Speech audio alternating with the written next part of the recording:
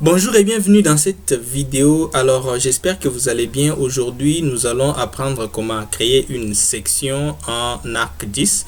Alors c'est déjà quoi une section? Une section c'est tout simplement un diagramme en deux dimensions que nous allons créer. Alors il va nous permettre de se rendre compte de la variation du paramètre que nous avons représenté sur carte. Il peut s'agir de l'altitude et là la section sera tout simplement un profil topographique qui va nous renseigner sur n'est-ce pas les collines et les vallées que nous avons parcourues sur terrain. Il peut s'agir évidemment de la ténère moyenne et là la section va nous renseigner sur les anomalies positives caractérisées par une forte minéralisation et des anomalies négatives caractérisées par l'absence de minéralisation. Alors pour créer cette section, nous aurons besoin d'une image raster ou une carte raster.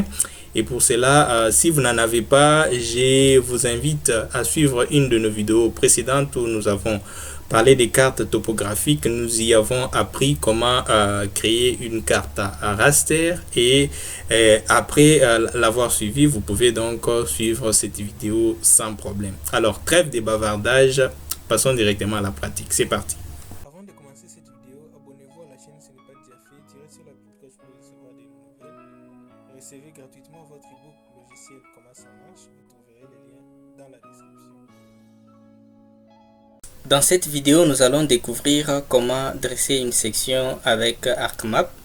Alors pour cela, vous allez commencer d'abord par afficher sur l'interface graphique votre image raster ou carte raster. Alors pour ce faire, vous allez sur ce bouton Add Data, vous cliquez dessus. Voilà, vous allez naviguer sur ordinateur jusqu'à sélectionner votre carte raster et cliquer sur Add. Alors, échec et mat, votre image raster apparaît sur l'interface graphique. Alors, pour n'est-ce pas dresser une section, nous allons utiliser les outils dénommés 3D Analyze. Alors, par défaut, ces outils ne peuvent ou ne pas apparaître sur n'est-ce pas la barre d'outils. Alors vous aurez cette fois-là les devoirs de les afficher sur la barre d'outils et pour ce fait vous allez sur les vides dans la barre d'outils, vous faites un clic droit et vous cochez n'est-ce pas l'outil 3D Analyze. Alors dès que vous cliquez dessus, vous verrez que cet outil va apparaître n'est-ce pas sur l'interface graphique. Alors pour dresser une section, vous allez cliquer sur cet outil dénommé Interpolation Line. Vous cliquez dessus et voilà, vous allez faire une section, voilà, tracer une ligne sur la carte, selon n'est-ce pas vos études.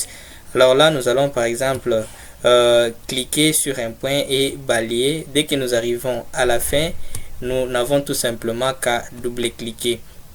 Alors, une fois que vous avez double-cliqué, vous verrez que ce bouton va s'activer et il suffit de cliquer dessus, voilà, pour afficher votre section. Alors, échec et mat, vous voyez que votre section vient d'apparaître, voilà, et vous montre bien, n'est-ce pas, l'allure topographique de votre région.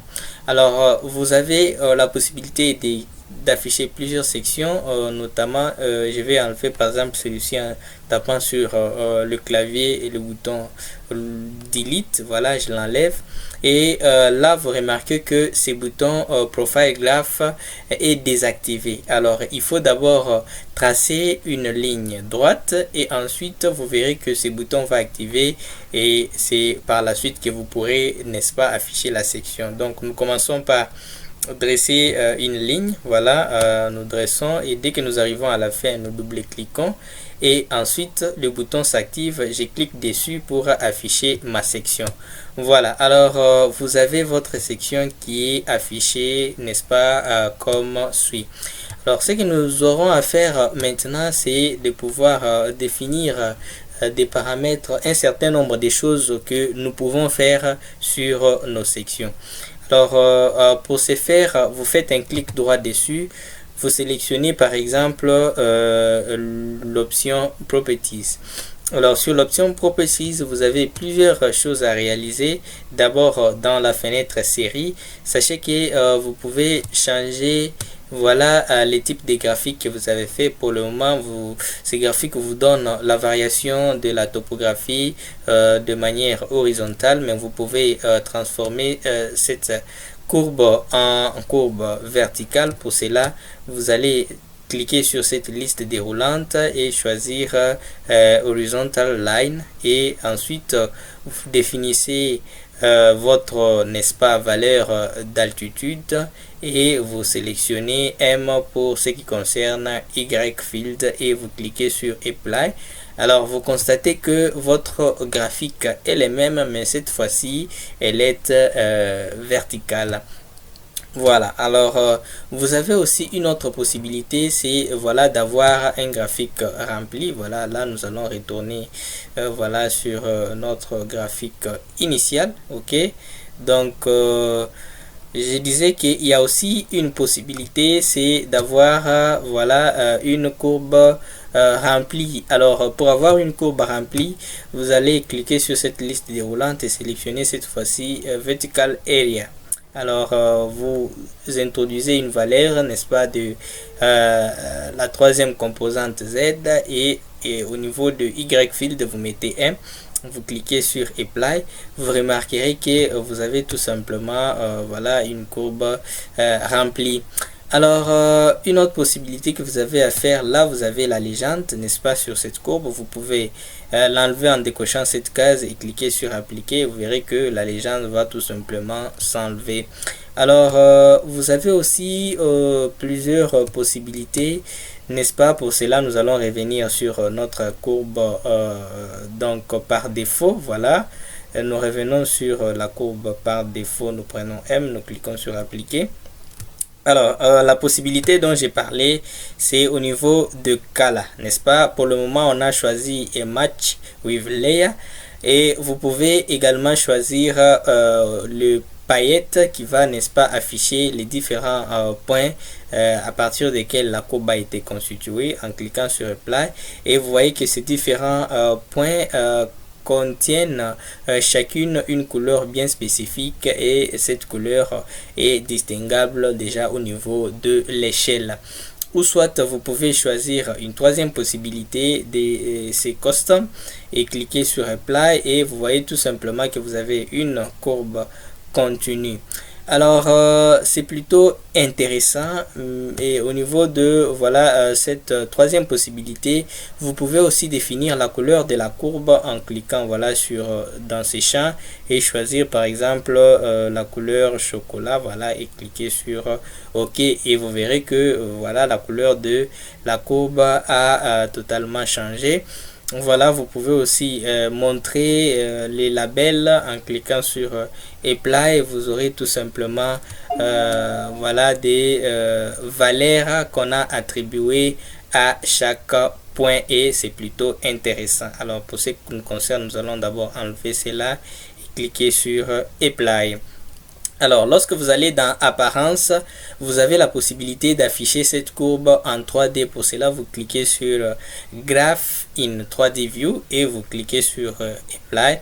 Vous verrez que la courbe est plutôt affichée en 3D. Et cela semble intéressant lorsque nous choisissons par exemple en paillette. Voilà, vous aurez la courbe en 3D, mais voilà avec des couleurs différentes attribuées à chaque point. Voilà, c'est donc ce que vous pouvez faire évidemment avec voilà votre section qui va vous montrer, n'est-ce pas, la variation d'une variable quelconque ou d'un paramètre quelconque. Alors si vous êtes à ce niveau, vous direz par exemple qu'il y a une anomalie négative, n'est-ce pas. Voilà, s'il s'agit par exemple de la densité qui est mesurée, on dirait tout simplement qu'ici il y a une cavité souterraine, n'est-ce pas, et qu'à ce niveau là il y a plutôt une anomalie positive marquée par des fortes densités à l'intérieur des sous-sols. Mais s'il s'agit par exemple de l'altitude, alors vous direz que c'est sur terrain. À ce niveau il y a des vallées, et là il y a des surélèvements ou une montagne, et là, n'est-ce pas, il y a une pente forte. Voilà, alors il y a plutôt plusieurs choses qu'on peut faire, notamment on peut, comment dire, nommer, voilà, cette section, on peut, voilà, modifier le pied de la section, mais ça, on peut mieux le faire sur une autre fenêtre, une autre option que je vous invite à découvrir. Pour cela, vous revenez sur votre section, vous faites un clic droit et vous sélectionnez cette fois-ci Advanced Properties. Alors, vous êtes plutôt sur cette fenêtre dénommée Editing. Là, vous avez par exemple la possibilité de choisir un thème. Vous avez plusieurs thèmes et selon que vous les choisissez, n'est-ce pas, cela va s'adapter tout simplement à votre section. Alors vous avez plusieurs thèmes, nous sommes là en train de le parcourir. Voilà, si nous choisissons par exemple l'un d'eux, ou nous choisissons par exemple celui-là Blue, nous allons cliquer sur Apply et vous verrez tout simplement que ça s'adapte sur votre section. Et ensuite, qu'est-ce que nous pouvons faire? Nous allons tout simplement la possibilité de comment dire, régler les axes. Voilà, vous pouvez choisir d'enlever les axes ou de les ajouter. Sur général, vous avez plusieurs options. Au niveau des titres, vous avez également des options, par exemple donner un titre à votre section.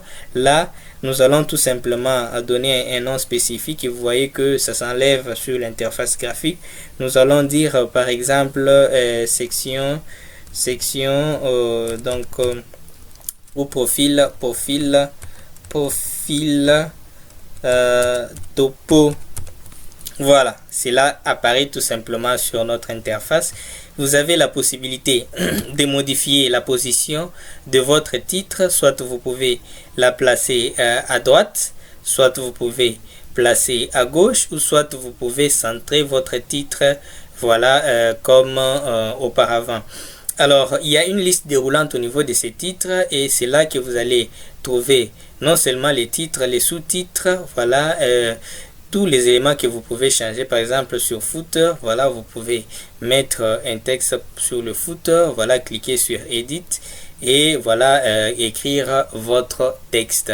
Voilà, au niveau des axes, nous avons également plusieurs éléments que nous pouvons faire. Voilà, au niveau des axes, vous avez l'axe, voilà, left axis que vous pouvez soit enlever, ok, dès que nous cliquons dessus, vous voyez que l'axe est enlevé, ou soit remettre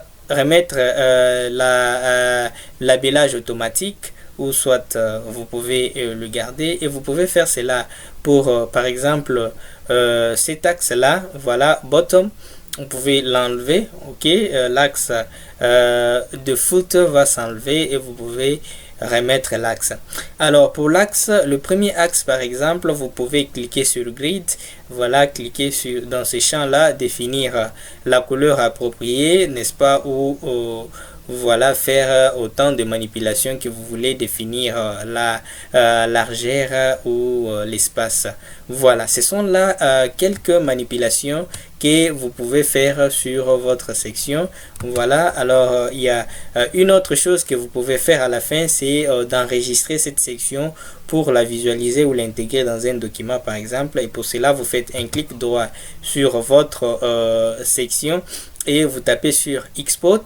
Voilà, vous avez plusieurs extensions images, n'est-ce pas, ou même PDF dans lesquelles vous pouvez enregistrer. Ok, alors pour nous, nous allons plutôt choisir le PNG, n'est-ce pas, et dès que nous cliquons sur PNG, nous allons cliquer sur tout simplement save. Ok, alors on va nous diriger sur ordi, là on peut enregistrer notre profil et nous allons donner les noms pour dire profil topo, ok, et nous cliquons sur enregistrer. Alors nous allons fermer cette fenêtre. Dès que nous nous rendons sur bureau, voilà, nous avons notre image dénommée profil topo. Nous pouvons cliquer dessus. Chez Kemat, vous avez tout simplement votre profil topo.